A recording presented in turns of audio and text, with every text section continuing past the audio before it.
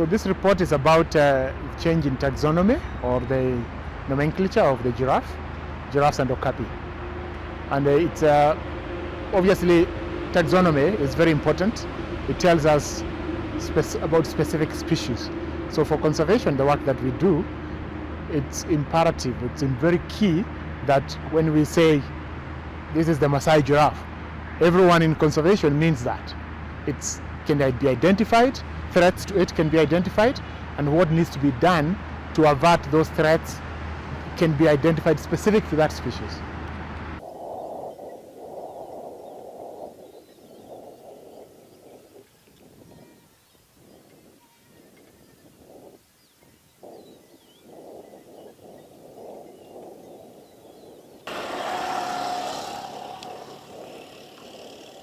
When you've got the separate species and the analysis that has gone into this may invoke more attention and more urgent action.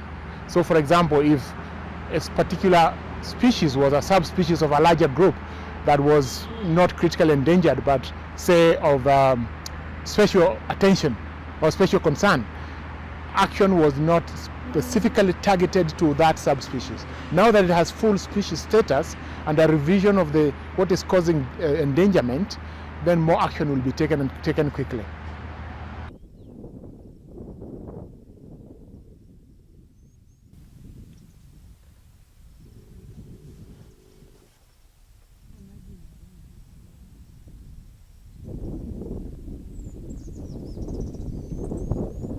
Right now,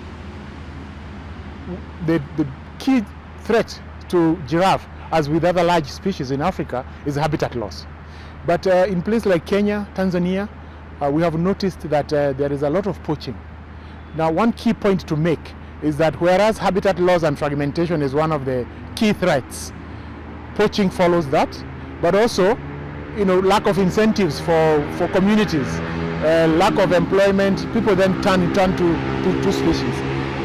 The other point I wanted to make is that all these threats work together synergistically to make the overall threat to species even greater.